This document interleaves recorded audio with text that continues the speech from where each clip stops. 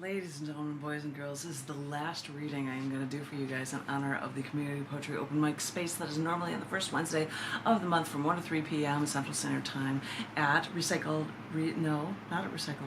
Half Price Books.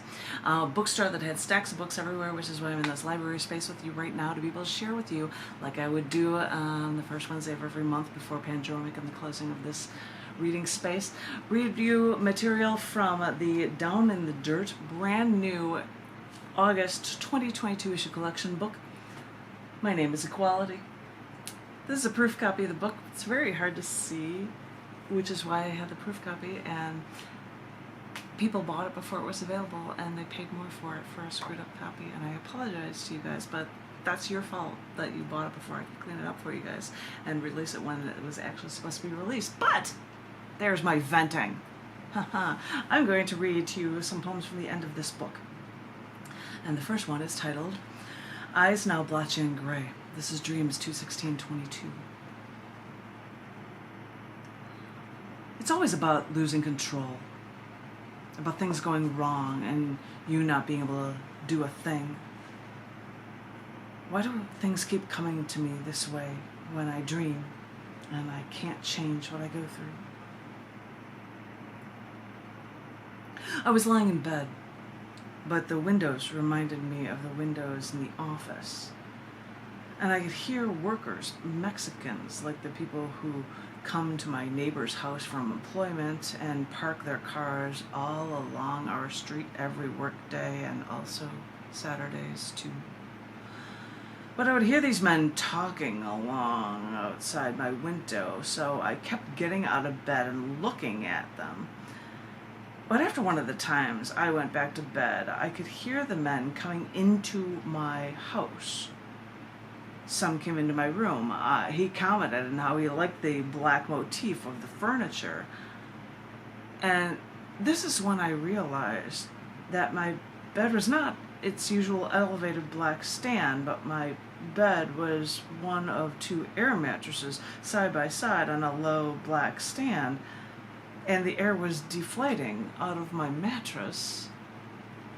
But I couldn't think of how to react to this construction worker man commenting on the furniture in my room.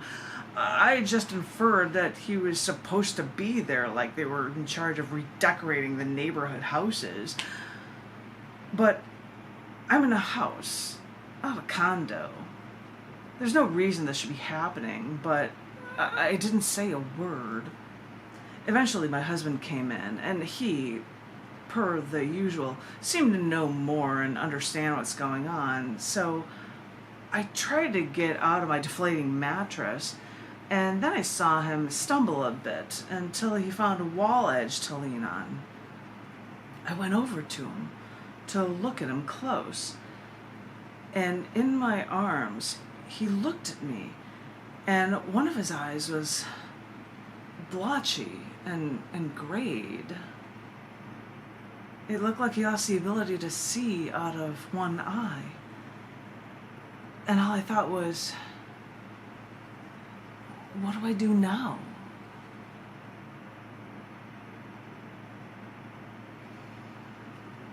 This next one is toward the back of the cyberwit.net, Janet Kuypers poetry book titled Shattering the Glass Ceiling, but these are also poems that appear in the end of the Down in the Dirt book. My name is Equality. Yay! And this first one is titled Finally Treated Fairly. After the cards have been stacked against women for millennia, women struggle through this gamble of life, even though they know full well the house always wins. But like a chant that can hear around the world, that we women need, what we women need in life is what all people need in life. We need to be treated as equals. We need the respect we deserve. We women can hear the battle cry around the world. Que necesitamos la vida, shouted in Espanol. Was wir auf das Leben brachen, proclaimed in Germany. Shevem Navoyan Viatsa in Poland, in Romanian. In Serbia, ono što nam treba u životu. You can hear it in Afrikaans. You can hear it from the Philippines. Magakalanganga spiritual sabuhay. For as I said, women's rights are in the interest of all. What we women need in life is what we all need in life. Because women are finally treated fairly in the world, when we're suddenly out from under your thumb, when we finally aren't threatened by the violence of men, when women are no longer degraded and raised up to equal footing, when women are raised, we all are raised. We are all better with fairness and equality, where we can all grow together.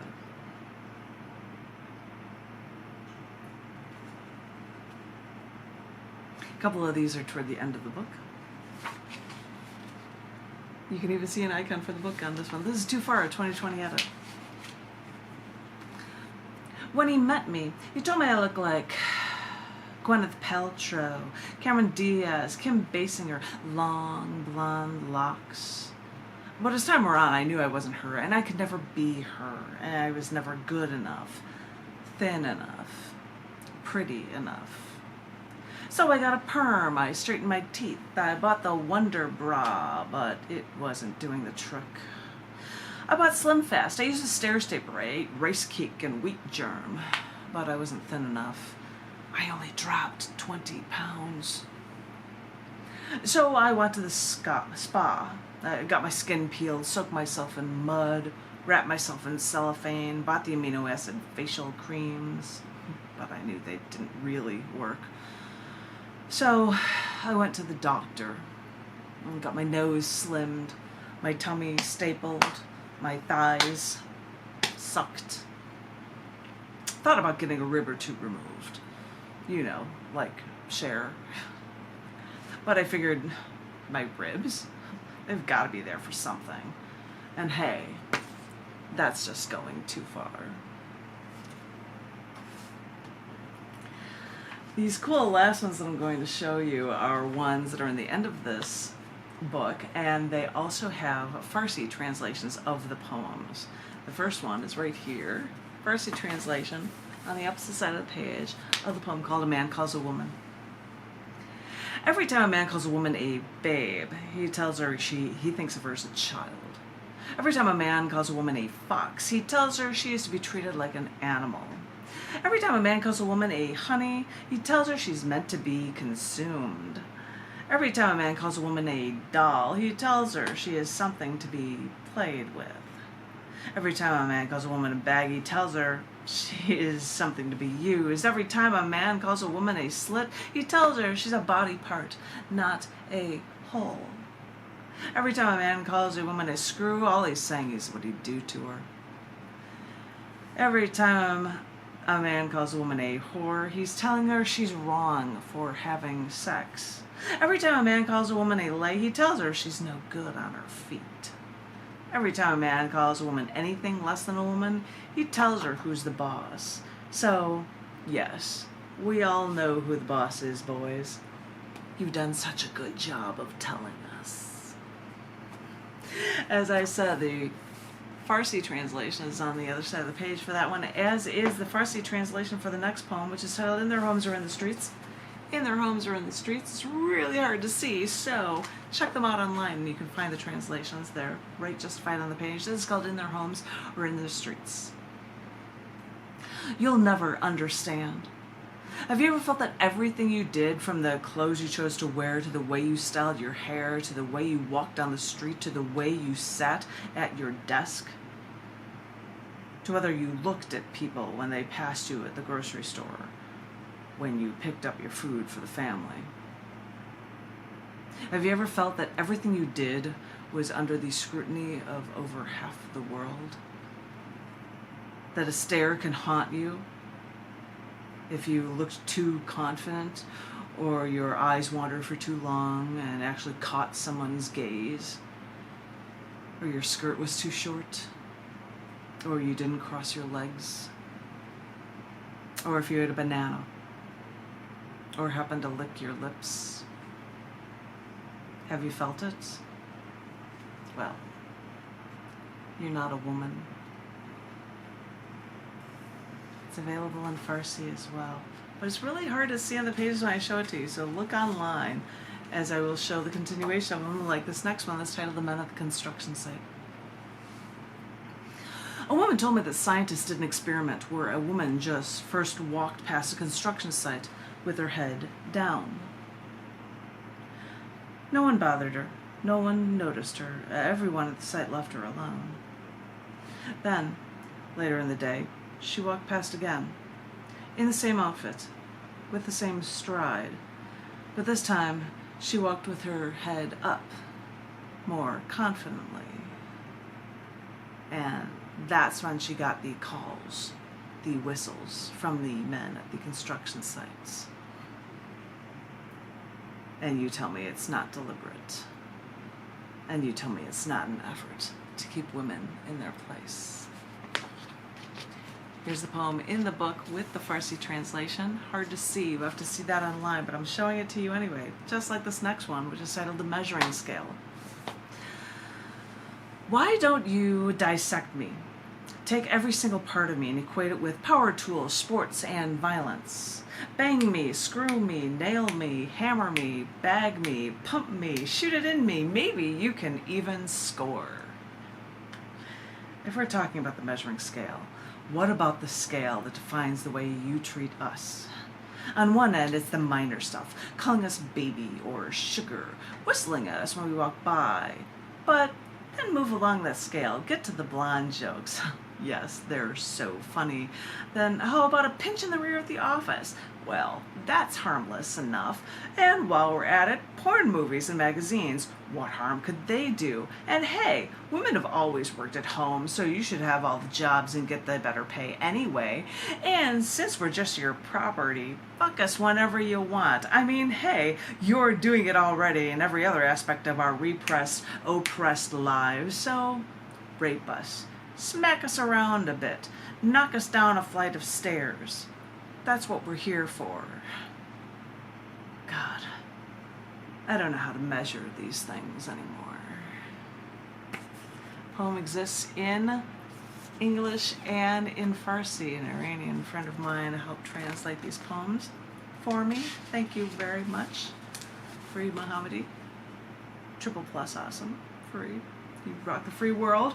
But I've got, I think, maybe 2 more poems in these translations I'm going to share with you in the back of this book. This first one is called Most Accurate Metaphors. Now, there's 2 ways this can happen, little girl. You can keep fighting me, and if that's the case, I'll just have to keep my hand over your mouth and this knife at your neck. Or you could relax, enjoy yourself. Make this easier on the both of us. You know you want this, so stop fighting it. I saw the way you were looking at me earlier, the way you stared at me, the way you were dressed. I know what you were thinking, so don't say a word. Did you think that those drinks were free?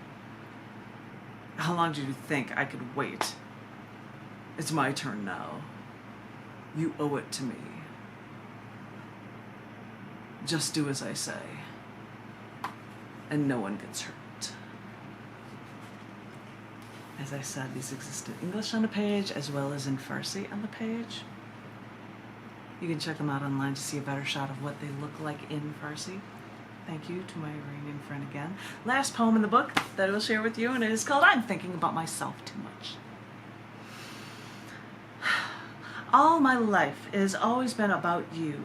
What do you need? What do you want? How can I help you? What can I do for you? And now, for once, I start to live, and now you tell me that I'm thinking about myself too much. And I think back to all the time I've spent with you and all the care I've given to you, and now you tell me that I am thinking about myself too much. And I've cooked for you, and I've cleaned for you, and I've made sure that everything in your world made sense. And now you tell me that I'm thinking about myself too much. And all I can think is that you're only angry because I'm thinking about me and all. last page in the book with poetry that has it in English as well as in Farsi there. I know they're hard to see. You can check them out online for the titles of any of these poems or links from this issue. My name is Equality from Down in the Dirt. That is the August 2282 issue that I just read for you. I think I just went over the 1 to 3 p.m. time period, but I wanted to share these poems with this brand new book for you. I haven't read all of them, but I thought it was worth it. So thank you so very much for listening, each and every one of you. I hope that everyone stays creatively inclined. I hope everyone is safe. If you can get your vaccine, then you should have. That is my commandment unto thee, because thanks to having the vaccines, when I did get COVID, it was like a cold. So get over yourself, take care of yourself, be good, be creative. Thank you for being a part of the creative universe. And I look forward to speaking to each and every one of you very, very soon. Thank you all so very much. Thank you.